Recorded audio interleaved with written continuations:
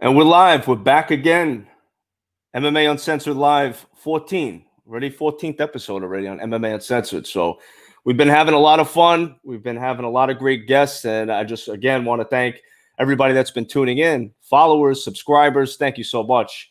Last week, we announced we had 400,000 followers on Instagram. We're now at 408,000. So we got 8,000 followers this last week. Thank you guys from the bottom of my heart, as always. And I also want to thank last week's guests, Kendra Lust and Dr. Bo Hightower, for being on last week. We had so much fun. It was great. A lot of fan interaction, and I always appreciate that. So thank you guys so much. And if you haven't tuned in yet, go on Dr. Bo Hightower's YouTube channel because myself and Shannon Briggs were on the last episode of his channel, and we had a blast. You get to see Shannon Briggs get his neck cracked. You get to see me get my neck cracked. And so thanks for the crack, Doc. Appreciate that. And also, guys, do me a favor. YouTube channel's picking up. Subscribe, YouTube/MMA Uncensored. And of course, IG, the main page at MMA Uncensored, _. Tonight, very special guest. I am very excited to talk to this guy because he's super versatile. We're talking wrestling, pro wrestling. He's played football as well. AEW, WWE, Bellator. The list goes on and on. Super talented guy, super cool guy. We're going to bring him up. The man himself, Jake Hager. There he is. What up? What's going on, my man? You getting ready for the 4th of July festivities or what? Oh, I'm all about America, babe. America. So we got the ribs ready, the chicken ready, and the fireworks on deck. Last year, I shot a couple at Catalina, and she got a little scared. So we're going to avoid that this year and just... No Roman candle was in the backyard. Well, it was my first time doing the big ones, and it tipped over and in the direction. Nobody had to jump in the pool or anything, but it was funny. I bet, man. Dude, I don't know, man. If I see a 6'5" dude running at me with fireworks, bro, I don't know if I'm gonna be more afraid of the fireworks or the dude, bro. Oh, man, your butthole is gonna be puckered. That's for sure. Damn right it is, man. So, bro, you got a lot of great stuff going on, in your career. Obviously, AEW, former WWE champion, Bellator. You got so much going on, man. So thank you so much for taking the time to be on MMA Uncensored. I appreciate it. Yeah, thank you, man. I appreciate the compliments, and I'm just lucky to have the ability, and opportunity. Absolutely, man. Yeah, a lot of good stuff's been going on. And I wanted to ask you, because we've seen a lot of this happening, obviously, with COVID-19, with sports, everything's being canceled. But really, the only people that are standing, it's UFC, it's WWE, AEW. It's all over TV. How do you feel, obviously being a superstar with AEW, how do you feel AEW and other organizations have been handling this COVID-19 with these closed events? Yeah, as far as AEW is concerned, it's been a wild ride. I definitely think that we would be really blowing it out of the water every week if we hadn't lost the audience or haven't had to go through this whole pandemic, because we had such big things lined up that were a week away or 2 weeks away that were just about to hit, and we had to change course. And honestly, I'm very proud of what we've done, because even though this sucks for everybody, in the pro wrestling world, it kind of gave us a fifth dimension, another door to open. Mm-hmm. And we kind of found like this pre-recorded short film wrestling match dimension, and where we can do special things and different things. And it turns out the fans love it. They want it. And we had a Stadium Stampede match that was the result of this, and it just went through the roof. So, like with anything that's bad, you can find some good and keep moving on and keep your head up. And I think AEW's done great. We're killing it in the demographics every week. We're the only company, I feel like, that has shot up in the demographics during this. AEW has been unbelievable, man. I mean, just as as a fan and watching and tuning in, I mean, just you could tell the work that Tony Khan's been doing behind the scenes, and of course, collectively, everybody I'm sure has been working really hard to keep this product going. And I think that's like a testimony to the hard work, man. I mean, if you could get through a time like this, sky's the limit for when everything opens back up. That's good. Um, Good do, point. do you think, I mean, have you heard of anything opening back up anytime soon, or is it going to remain like this until further notice? Well, I think the plan being, when the time is right, is we start running smaller attendance shows, and I think that you can see that maybe as soon as August, Mhm. where we're letting 500 to 2,000 people into these shows. And for a pro wrestling show, that's great. Yeah. Business model, it's a little bit different, but it's going to really be a great impact on the show, and it's going to be really refreshing, I think, for everyone involved, including the fans, Mhm. to feel that little bit of normalcy and talk with your hands. But I think August, we're going to be, some dip in the pool we're going to be swimming with. Okay. Okay. Now, is it going to still be in Jacksonville, or do you think it's going to be in a different arena? I'm not sure. I think the Mhm. easiest for us right now, of course, to keep it in Jacksonville at Daly's Yeah. place. Mhm. But ultimately, we want to get back out there and start running shows. It's just a crazy time right now. Is it acceptable? Is it safe? Don't get me started. But AEW has done a great job through this whole pandemic. Unlike that other company, we've been tested every time we've come to work. We're Wow. not we're not cutting any corners. We want our employees to be safe. We want everyone to be safe. We want the fans to be safe. And I think that really starts with Tony. It's his passion. If you speak to anybody who knows Tony and you ask how Tony is around us at AEW and when he's Mhm. dealing with anyone else, they're gonna tell you he's a different person because he Wow. loves it so much. And that type of enthusiasm, that types of passion is how you lead people. That's how you get men to follow you. And I love it, man. I think it's only going to be a matter of time before we're packing stadiums. Yeah, man. I can't wait. I want to head up that way. I'm in South Florida, West Palm Beach area, but I'm a hop, skip, and a jump from you guys. So It's easy drive. yeah, 95, baby. That's it. So where did you grow up exactly? Oklahoma? Yep, I was born in North Dakota, Hmm. but when I was 4 years old, my family moved to Perry, Oklahoma, and it just so happens that my dad's job was in Perry, but also Perry is the wrestling capital of the world. They Okay. have more state championships in wrestling, team and individual state champions than any sport in America across any size of school. And we're a small school. I graduated with 97 people, and that was a big class. So Wow. it was such a blessing to be able to move there and have I had D1 level coaches in fifth grade. Wow. So when you get that type of, not only guys that know what they're doing, but also guys that know how to coach you. Like these were they became my best friends. Every year in high school, we won state. I was a 3-time state finalist, 2-time state champion, and it was a direct result because I had amazing coaches and an amazing program. That's, it's just hard to find these days. Yeah, that is. And then you also hold a record as well, right? For Yeah. most wins in Most pins. college in a Yeah. season, Yeah. Was it 30? who's counting? I think it was like 30. I read. That's Yeah. pretty amazing, man. Well, with heavyweight wrestling I always kind of find it boring, which is funny. I love heavyweight boxing and heavyweight MMA, but heavyweight collegiate wrestling, it's like sumo wrestling. You don't Yeah. want to give up a bad position, so it gets a little dull.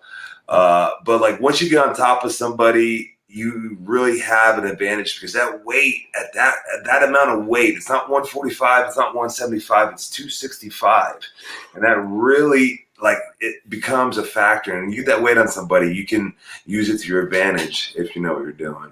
That's true. Yeah, you say you had brought up boxing, heavyweights. Who are some of your guys in boxing that you like? Well, I mean, of course, you gotta like Anthony Joshua right now. You gotta like Ruiz. I mean, that's just cool as shit. Um, uh, you know, I hope Andy Ruiz makes a comeback. You know, he had it rough with that last fight with Joshua. He was out of shape, you know, and he's a likable guy, you know. So I hope his next fight, whoever he fights, hopefully he's coming game ready. well, he won that title for a reason. He was in that position to win the title for a reason, and I think he's going to be back. I can completely understand. You win the world title. You don't just win the world title, but you dominate the world champion. You're going to celebrate. So he did too much, and I think he's going to learn his lesson because he obviously loves this. You don't have 35 boxing matches, pro boxing matches, let alone amateur, unless you really love it. So I think he's going to be back, and it's a great story. It really is, man. We got somebody in the chat, Tyson Fury. Yeah, man. Tyson Fury is pretty badass too. Yeah, so boxing, you know, and we haven't seen much. You know, we heard about Tyson Fury and Deontay Wilder. They're going to be fighting again, the third fight for the world championship. But boxing, unlike wrestling and unlike UFC, you know, it's not happening anytime soon, maybe, but we haven't seen any of it. So again, thank God for wrestling and thank God for UFC, man, because I don't know what I would do without any sports, man. It's been tough. Yeah, and I think pretty soon here, it's all going to be accelerated very fast. Baseball, NFL, NBA, all starting back up. So hopefully sooner than later. Yeah, man. I hope so too, man. I hope so too. And I enjoy watching wrestling. I enjoy watching UFC, but I got to get my baseball back, man. I don't know what other, aside from football, are there any other sports that you watch? Yeah, I'm a football guy, although the NFL has not been very positive of late. I do like NBA. Oklahoma has one professional sports team, so we all have to represent the Thunder. And, everybody thought after we lost Westbrook, it was going to be a bad season. And, we were looking pretty good there. So, yeah. I think it's very exciting because we have like 4 or 5 first round lottery picks year after year. So like imagine the franchise you can build if Sam Presti does it right, which I think he will. Yeah, I'm not a huge basketball guy, but I appreciate the sport, obviously. And basketball, I mean, there's so many fans. At this point, I will watch basketball right now, just because, man. I gotta get some kind of sports in my life, man. Yeah, So, growing up in Oklahoma, a collegiate wrestler, obviously a gifted wrestler. Did you grow up a WWE fan? Funny, because I was such a big amateur wrestling fan, I didn't grow up a big pro wrestling fan. It wasn't until about 7th or 8th grade when the Monday Night Wars hit and NWO was out, Too Sweet, that I really got hooked on pro wrestling. But the biggest thing was I was so busy at that point with training, either wrestling or football or freestyle wrestling in the summer. I was nonstop. So I wasn't watching a lot of TV. So I kind of got away from it. But once I signed with the company, I really found out, like, gosh, I love all forms of wrestling: Greco-Roman, freestyle, collegiate, professional. It really is an art, and I enjoy it. And the best part of AEW right now is they're really giving us freedom to make our own wrestling matches, to give us our own, like, hey, this is what I want to do. All right, go out there and do it then. And it's very refreshing. Yeah, it's funny you brought that up because when I had your wife on, it was like 3 or 4 weeks ago that she was on. She was great. We had a blast talking.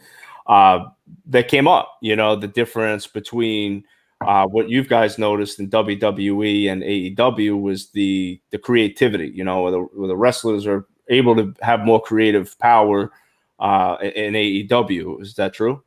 Yeah, it's not that we have more creative power per se. Mm-hmm. It's just easier for us to talk to Tony and express ideas. And he doesn't have like a flavor of ice cream that day that he has to stick to. If it's a good idea and it makes sense, yeah, do it.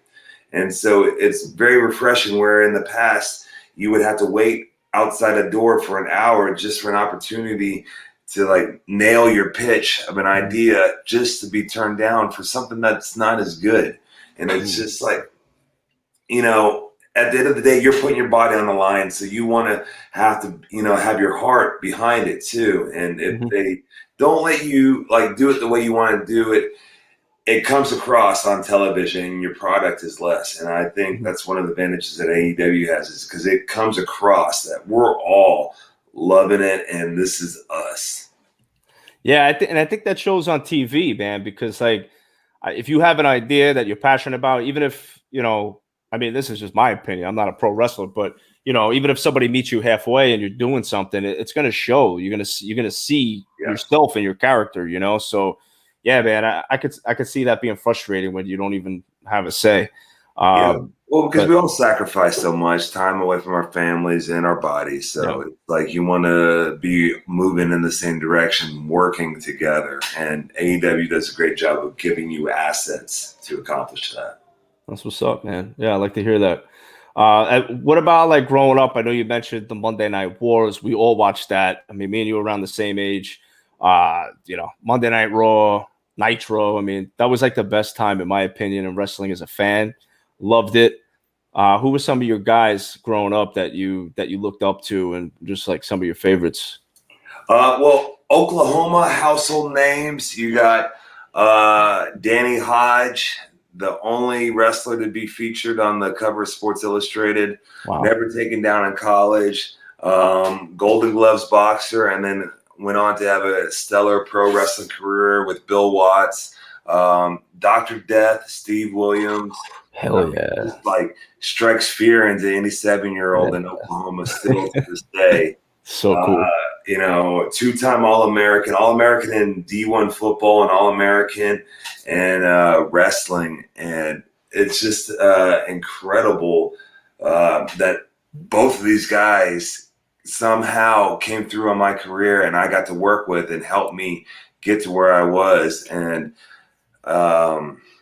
I'll never forget it. I got to work with Doc right before he passed, and like the lessons he taught me, I still use to this day. That type of wisdom, that type of experience, it really does pass away with them. And I was fortunate enough to be a part of it. But you know, I love NWO. So Big Sexy Kevin Nash. Hell yeah. Great guy, good friend of mine. But that's a funny story. When I first got to WWE, the trainer at WWE said, "Who's your favorite wrestler?" And I said, "Kevin Nash." And they said, "Get the fuck out of here." And he was serious. No shit. He told me to leave.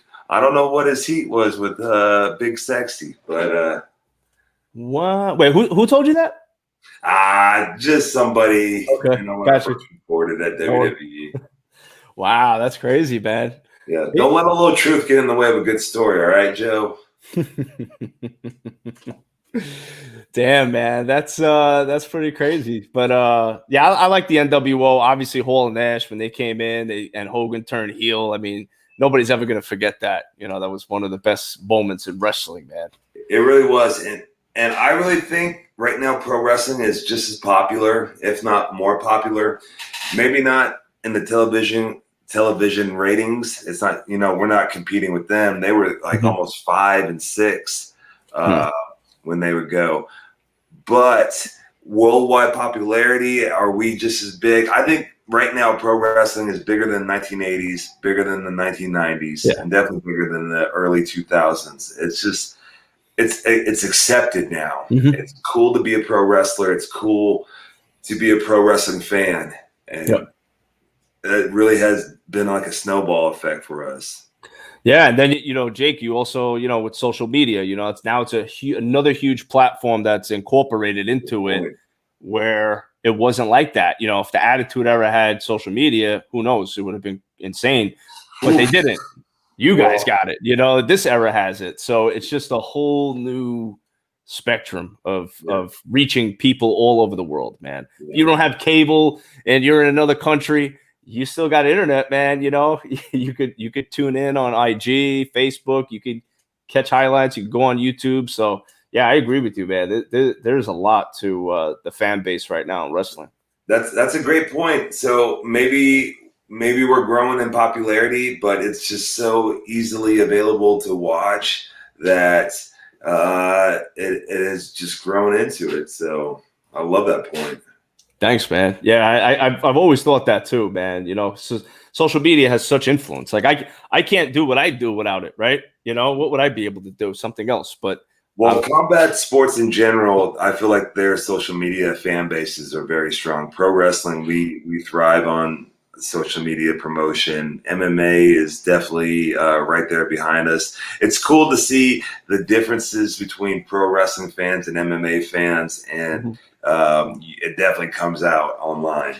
Yeah, man, I see a lot of shit talking. Obviously, we did some posts leading up to this episode on IG, and you go through some of those threads, man, and it's back and forth. You get people hating on wrestlers, and then you get wrestling fans that are hating on MMA fans, and I mean, I enjoy watching it. I like seeing the back and forth between people because it's just interesting.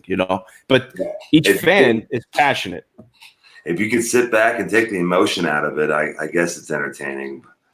It's hard to do sometimes, man. It very, very much is. Yeah, and obviously, you got involved in Bellator, so I'll circle back around to wrestling, but really interested in Bellator. How did you get involved in Bellator? When did you start training? When you said to yourself, "Hey, I want to do this"? It was a journey, definitely, and I got so lucky that Bellator was there. Back in 2013, my sports agent, Danny Rubenstein, Ruby Sports Entertainment,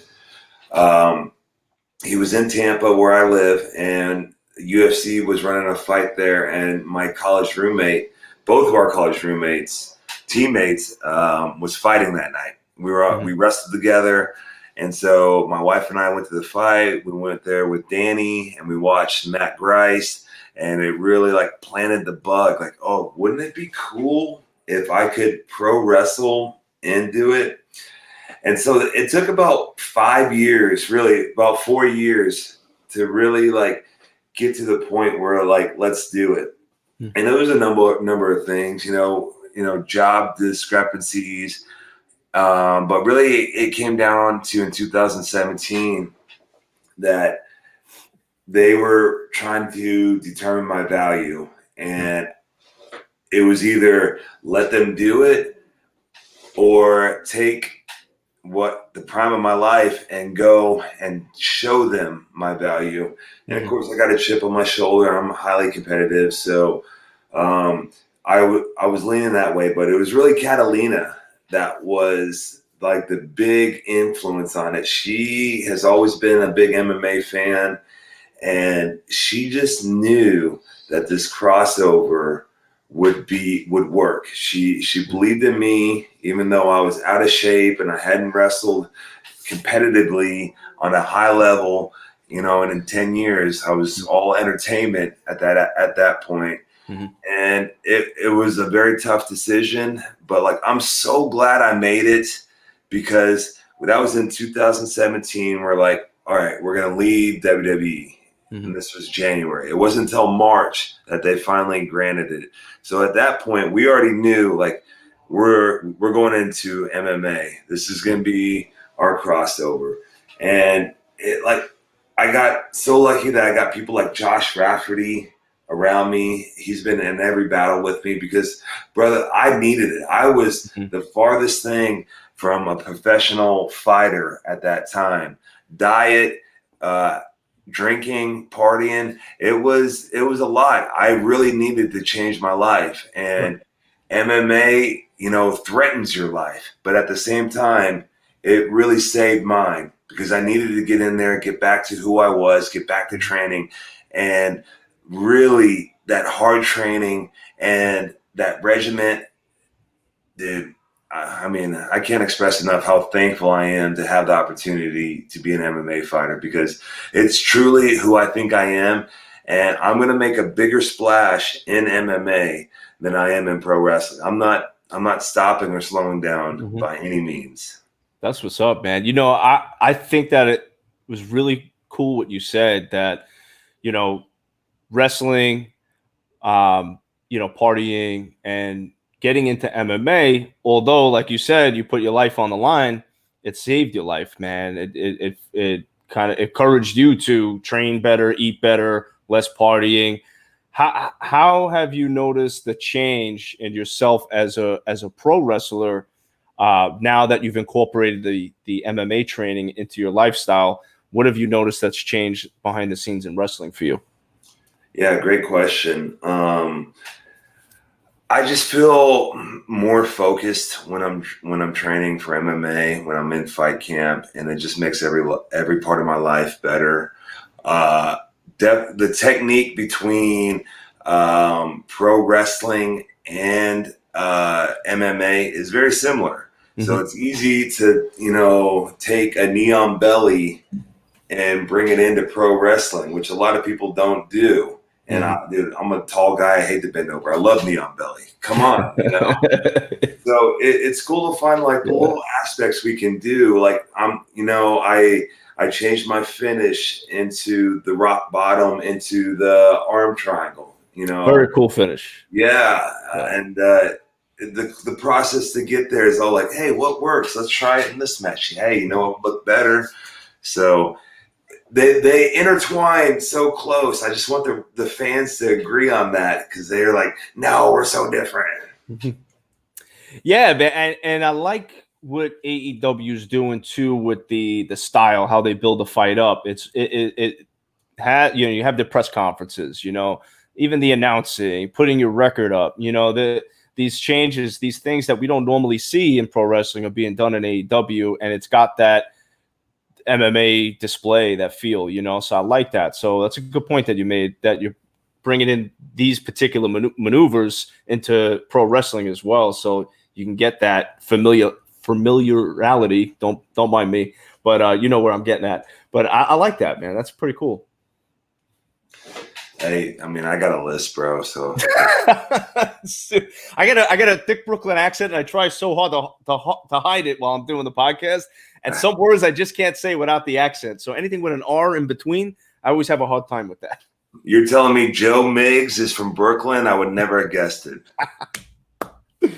The man, you're the man, bro. So Bellator, obviously, how was that transition for you behind the scenes in Bellator, backstage or, within the organization, knowing here we go, we got a pro wrestler crossing over now into our world? How was that like? How were you treated? Bellator has been amazing. One of the main reasons I chose them is because I felt like they were different from WWE. I like UFC. I like Dana. I just feel like they're kind of similar to how they treat their talent. Whereas Bellator treats their talent, I feel, better, like assets, and gives them the tools they need to, perform. And that's really, if their assets perform, then Bellator wins. And I think they do a great job of that. It was one of those things where you just had to kind of like get in there and see how it was. But from the moment I started talking with Bellator, they were very excited about the opportunity. And every locker room I've been in for every fight, there's been no animosity. There's been besides my opponents, there's been no one like coming at me at press conferences or anything like that.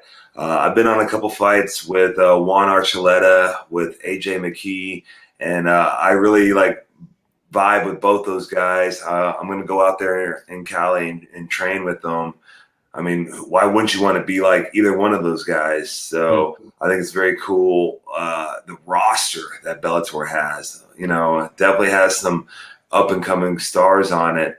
And, I think as far as for me, the future is, untold. It could go either way. But I think I have a great opportunity to make it go up. Absolutely. And speaking of Bellator, I believe one of your ex-opponents is in the chat right now. Anthony Garrett says rematch.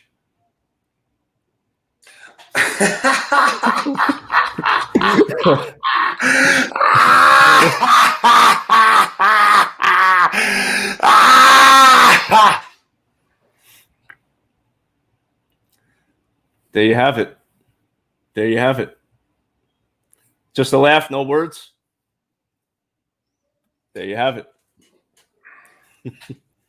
Well, yeah, he's watching. He's in here. But, yeah, I mean, there's been some controversial endings to some of the matches. Obviously, the no contest low blow. What happened there? What's your take? Obviously, I'd rather get it from you than anybody else. Oh, well, great question since he's in the chat.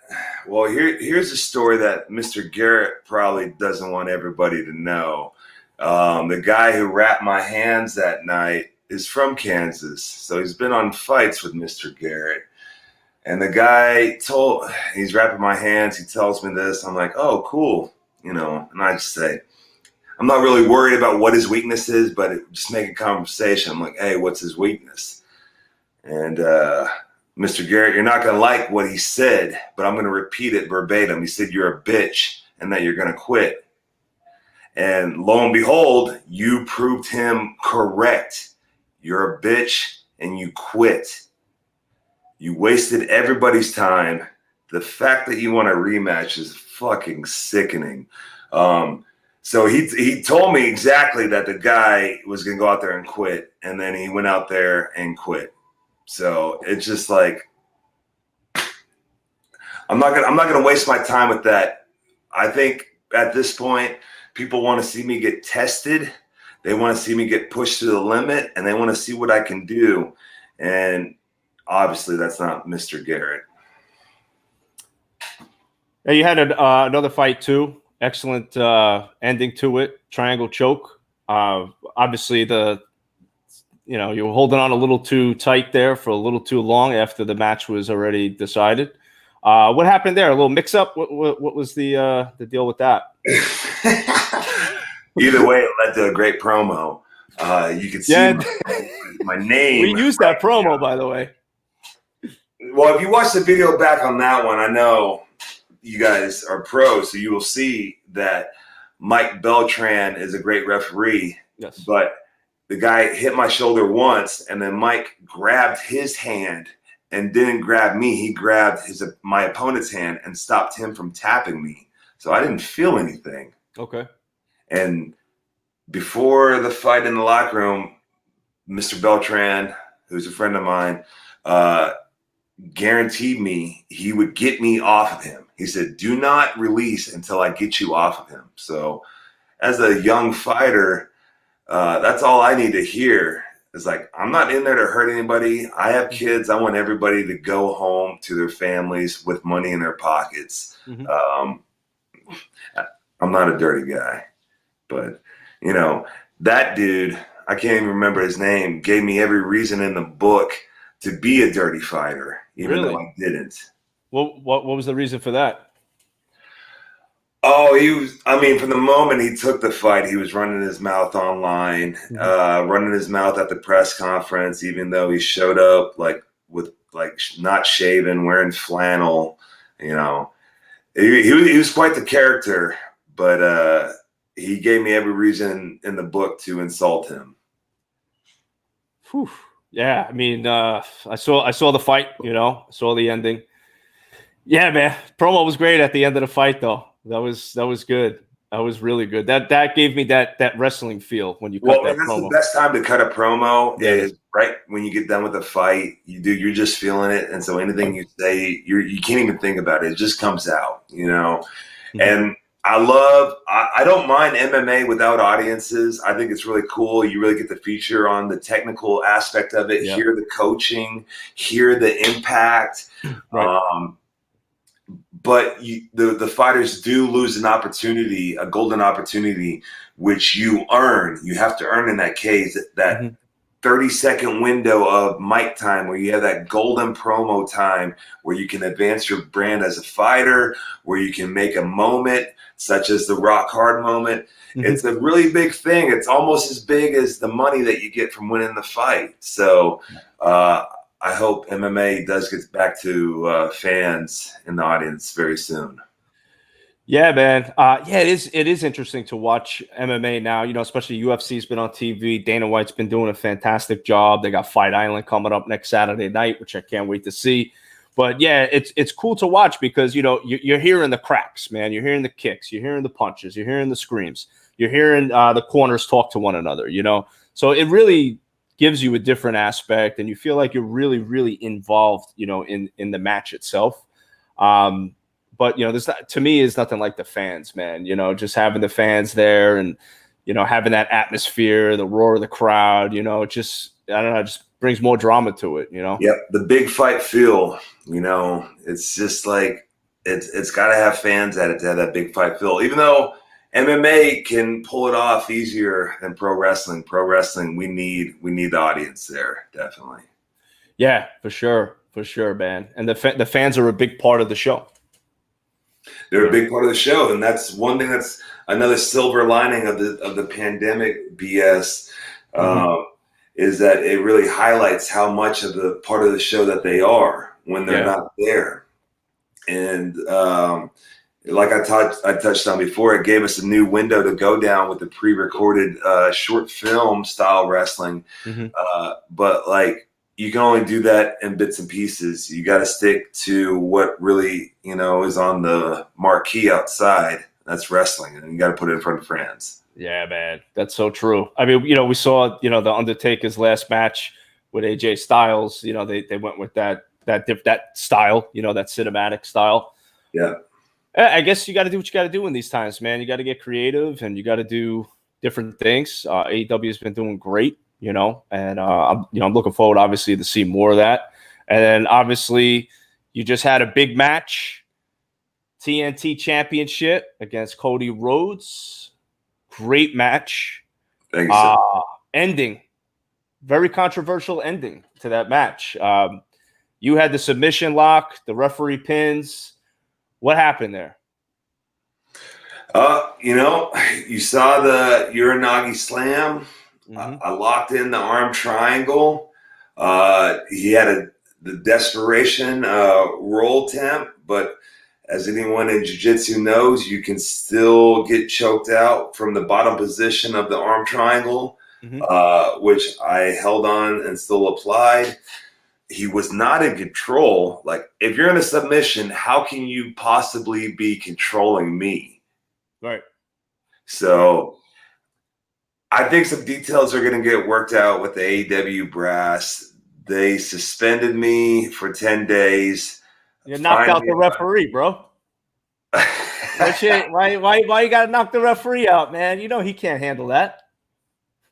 Oh, I guess I just imagined that he was Anthony Garrett. Ooh, shots fired again.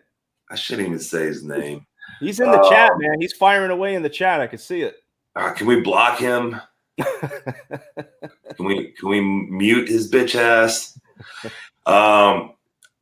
Really, it's one of those things that, like, you're gonna see finishes like that at AEW because we have the flexibility in the creativity to be able to pull it off, where other places are more set in stone. So it really was a blessing. I thought the match was great. Very happy with it. The finish sucked.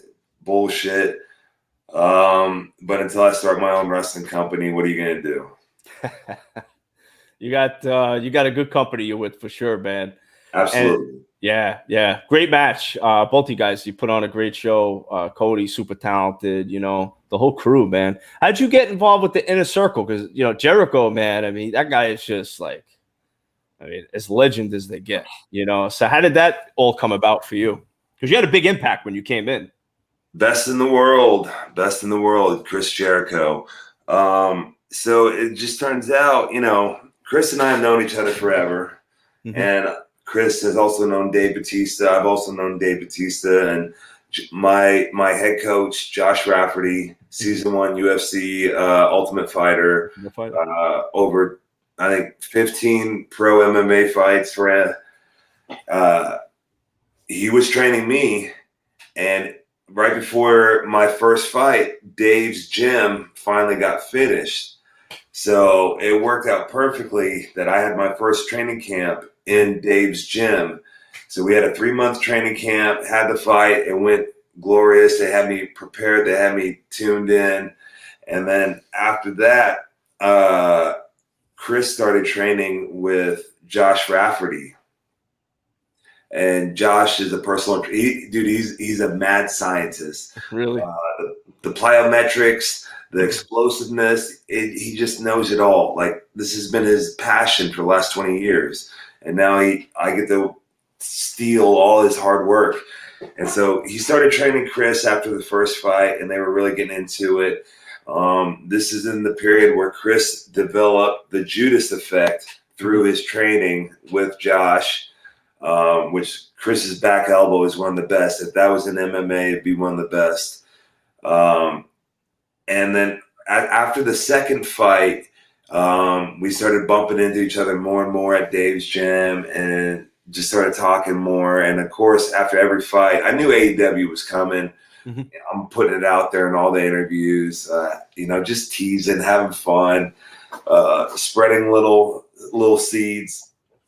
And so we started talking, and I told Chris that, I would love to come back to pro wrestling, and, why I went into MMA is to become a bigger pro wrestler. Mm-hmm. And he's always been a big fan of mine.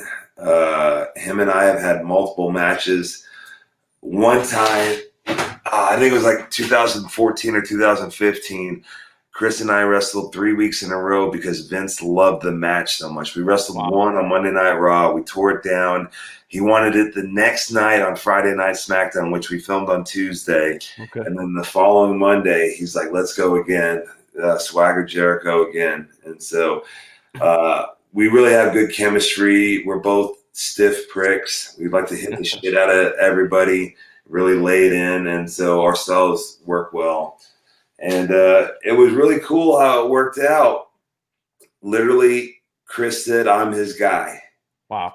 He said he needed me and that I'm his guy. He said, don't give me a guy like him. He said, give me his guy. And I'll never forget that. And I will buy him as many bottles of vodka I can to repay. That's what's up, man. That's cool. That's a lot of respect, of course, And you're like the enforcer of the group. You're the big guy of the group, and you're pummeling people. Obviously, this inner circle's cool, man. It's it's what was needed, I think, in AEW. In any wrestling, it's always good to have a faction. But I feel like Attitude Era had obviously some amazing factions. WCW, of course, had the greatest of all, NWO. And then I felt like leading up to AEW, there wasn't really much that had a lot of juice to it, but this Inner Circle faction, man, it's the real deal, man. I'm enjoying it. I am too, and I really don't want it to end. And I think that the fans really see how well, we care about each other. I really care about Sammy, Santana, Ortiz, and Chris, and that comes across. And we've really meshed well, and our styles have really meshed well and become closer. And it's only going to be a bigger and bigger thing as it goes on. You give the Inner Circle COVID, well, we'll give you the Bubbly Bunch, and it's just cool opportunities like that you're just not going to get at the other place. You're just not going to get it. Mm-hmm. What's the biggest difference for you that you feel with being in WWE than AEW? What's honesty? Okay. I don't have to worry about anybody lying to me here. Mm-hmm. I can get a straight answer. You just got to be ready for the answer. Don't ask a scary question if you're not ready for the answer. That's what's up. you go to the other place and it's just oh no, everything's good, we're doing this, but really they're going to fire 23 of their employees during a crisis, during a worldwide crisis. So I have no doubt that I would have been out on my ass if I would have stayed. They would have kept me till COVID, and then they would have canned my ass like so many of my friends. Wow. And it's so hard to sacrifice and work for a company like that. I hear you, man. For sure, brother. I don't got a chip on my shoulder. Stop bringing it up. I gotta know. The people want to know. So I'm gonna throw this one at you though, because I'm always interested. I'm a big fan of UFC. If the opportunity ever presented itself, would you go to UFC? Yeah, absolutely. I mean, I'm a Bellator guy. They treated me well. They paid me well. Nice. But I'm a prize fighter. So if my level gets to that level, I'm not saying that they're above UFC, but if I get to that level, yeah, I would definitely consider it. It's one of those things that you would have to do with leverage. So you wouldn't be forced to sign a contract to where they could treat you a certain way. I mean, look at Masvidal. Look at John Jones. I mean, I don't want to use John Jones as an example, but look at Masvidal. You know, he's one of the best in the sport right now. Journeyman, put in his time, and I think it's great that he's speaking up, because if you don't speak up for yourself, no one else will. Right. It'll just get shuffled under the rug. And so I think it's great what he's doing, and saying, this is my value, this is what I'm worth, and this is what I bring to the table. And I wish him the best with it. Yeah, a lot of fighters are coming out. Jones, Masvidal, even McGregor. You know, he's been talking about it. But the pay, everybody's talking about the pay. I had Sugar Sean O'Malley on the podcast a few weeks ago. He brought up the pay. You know, and he's an up and comer, but he's doing great. Yeah, I mean, I love Sean. He's with Danny Rube. Yep. Yeah. Good dude. Yeah, man. A lot of people are talking about it. What would you like to see? Would you like to see these guys get some better deal? Reebok's out now. You know, maybe a fighters union if possible. What do you think? What'd you say about Reebok? They're out? Reebok's out, yeah. So they're no longer controlling the advertising. No more Reebok sponsorships out. So are they allowed to get their own sponsors? I don't know what's in the works yet for sponsors. I don't know who's in talks yet. You know, you may see a Nike swoosh there. I don't know, but who knows? You know, but well, like I said, I'm really in no position. 3 years into the sport, 3 fights. This is just my opinion. In order for that company to, I don't know. I just want, coming from where I came from, I want the talent to be treated like an asset. And I think it's moving in that direction. It's hard with social media, we can all get on the mic and, you know, and tell the situation. So it's hard to slow the progress of it. Of course, they're always going to have the advantage in the negotiation and then the deal. But, you know, that's the world we live in. We got to do our best to bring our leverage to the table, which MMA is at a height of popularity. It's definitely on the way up. It's one of the sports that has gotten through this pandemic that everyone is tuned to. There's a fight island now. So what do you think about that? I love it. It's great. If Dana White doesn't have an eye patch and a claw for the first one, he needs a claw for the hand. Parrot on his shoulder. Stuff. Like, I'm going to need everyone in yellow, like that Bruce Lee yellow.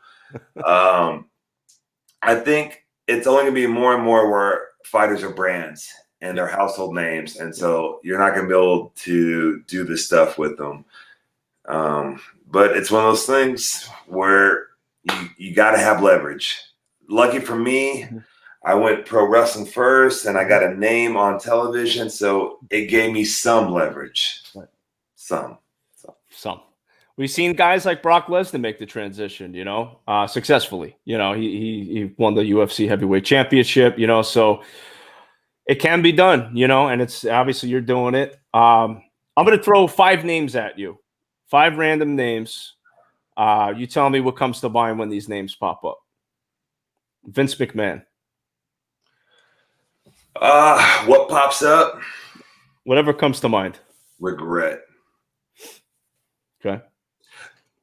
Regretful genius. How about that? Okay. Tony Khan. Let's see here. Passionate leader. Nice. How about good old JR, Jim Ross? Oh, man. Right now, I like to call old JR the best Jim, because this is the best version of Jim I've ever seen. He's definitely gone through a transformation, and gosh, I love seeing him every week. He just bought a place in Florida, so I got another Oklahoman out here. Oh, that's what's up. Is he one of your neighbors now? Nah, he's up in Jacksonville. Okay. JR, man, growing up watching him and Jerry Lawler. I mean, we as wrestling fans, growing up as a kid, we got blessed with 2 duos that were just amazing. You had Bobby the Brain Heenan and Gorilla Monsoon. Yeah. And then we slowly transitioned into JR and Jerry Lawler, man. And nobody calls a match like like Jim Ross, man. Nobody calls a match like him. He's unbelievable. Way with words, way with thoughts, the perspective. It's very cool. And the best one, dude. A little weed now too, so I think. He calms him down a little. I don't know. Hey man, I'll smoke out with JR all day, man. If he'll let me wear his cowboy hat, that's just a plus. Don't touch the hat, bro. I'm sure. Yo, that's kind of funny. My big standout for JR is the Mick Foley Undertaker Hell in a Cell match. That's when he called it and said they killed him. Dude, drama. Love the drama. His wife Jan, his beautiful wife Jan, who has passed, told me a story after that match that Mick came back to the locker room, and she's very good friends with Mick, and he had a tooth going through his cheek, and he was like, "I'm sorry, Jan, I can't talk with you right now." He was like still so polite, even though he just went off a cage and had a tooth through his cheek. Unbelievable, man. Yeah. That is so crazy. How about UFC heavyweight Stipe? What do you have to say about him? Yeah, big fan. I like his stuff. The other day in sparring, I did a little 1-2, and then I hit the guy with that Stipe Cormier shot. You know, that liver shot that he dropped Cormier with. Yep. I was very proud of myself. But I think it's incredible. You know, he's a firefighter. You know, with a wrestling background, great technique, hard hitter. Excited for the triple threat. I don't know what you call it. It's not the repeat. It's not the trilogy, baby. Yeah, the trilogy. Yeah, man, that's gonna be awesome. I can't wait to see that. Yeah, very excited about it. I've always been a big fan of DC. Good friends with him. You know, he's an Oklahoma State guy. He's good friends with Danny Rube as well, and he very much look forward to it. I love Cormier's career, and I really respect Stipe. I was so surprised when. No offense, but I was very surprised when DC beat him in the first one. Stipe's he's tough, you know. I mean, Cormier obviously a very powerful guy, but Stipe is a tough dude, man. I think it's gonna be close, that trilogy fight. I think it's gonna still be close. Both great guys, you know, and I can't wait, man. I'm looking forward to that. Yeah. So now come down to shape. What's that? You can come down to who's in better shape. That's right. That's true. So recently, I think this was like a day or two ago, there was a back and forth on social media between Conor McGregor and Drew McIntyre. Did you see that? I think I saw a little bit of it. So I'm going to ask you, what do you think of Conor McGregor? I know he doesn't have any friends in that locker room, in that WWE locker room. Really? Well, like, first of all, he is a pro wrestler. You heard it in the Khabib fight. Khabib was beating the crap out of him. The round ends, and Conor goes, "It's all business, man." You know, because Khabib was say something now, say something now. So I understand what Conor is doing, but I don't like him. I don't like him running his mouth about pro wrestling. He's as big as my leg, so like I think like Drew would break his neck, honestly. Conor McGregor, not many fans in wrestling. That's what it sounds like, bro. Well, it is what it is. Yep. You can come and try and make friends. We're friendly. I definitely want to make friends with you, man. I'm ready to drink some Tito's with you, bro. Oh, dude, I'm in fight camp. I'm not drinking right now. Oh, that looks brown, bro. You got to see that when these big country boys are drinking that brown liquor, man, you got to be careful, bro. Shotguns are going to be going off soon. I got a feeling. It's the 4th of July, and that's iced tea. All right. There we go. The all-American drink. I like it. So, my man, I want to thank you so much for being on the podcast tonight. This was a lot of fun having you on. Do you have any closing words for Cody Rhodes or anybody in AEW or Bellator? Very excited. I'll have a very exciting announcement in the next coming weeks. We are ironing out the details of the next fight. No, it won't be against that last opponent, who we won't say his name again. But it's going to be a big announcement with Bellator MMA coming up very soon. And as far as AEW, I'm going to be doing my Inner Circle thing. I'll be there every Wednesday night. If anybody has a problem with anything I said tonight, you can come to AEW and find me. Ooh, that is another shot fired by Rock Hard, Jake Hager. Jake, thank you so much, brother. You and your family have a very happy and safe 4th of July, and we'll talk soon. America, babe. Thank you. America, baby. Have a good one, brother. Yeah, happy 4th. Thanks, man. USA. Hey, it's my birthday tomorrow. Born on the 4th of July. Born on the 4th of July, baby. End the podcast with that? You should have started with that. Hey, man, you got to save the best for the end, bro. Fireworks are blasted, brother. Thank you, Joe. Thank you, brother. Take care. And that's a wrap, ladies and gentlemen. Episode 14, MMA Uncensored, live with Rock Hard, Jake Hager. Crossover, man. We're talking Bellator. We're talking WWE, AEW. Very, very talented guy. We had the call out from his previous opponent, Anthony Garrett. Anthony, thank you for being in the chat and being a part of the podcast. I wanted to make sure I gave you your time, too, to pop up and get Jake's reaction. So thank you for tuning in. And thank you, as always, for all of the viewers and the followers and subscribers for tuning into the podcast. You're all awesome. I love it. Thank you so much. I'm always having fun with this thing. So, again, guys, I just want to I didn't do this in the beginning of the show, but I'm going to do a quick shout out for all your CBD needs. Check them out, hempboca.com. You could use code MMA Uncensored and get yourself a nice little discount for all your CBD needs. Check them out. And also our boys over at Veteran Farms for all your quality cannabis needs. Check them out, veteransfarms.com. Guys, thank you so much for tuning in. It's been a lot of fun. We got some cool guests coming up next week. So stay tuned for that. Have a happy, safe, and healthy 4th of July to you and your families. God bless you guys. Take care.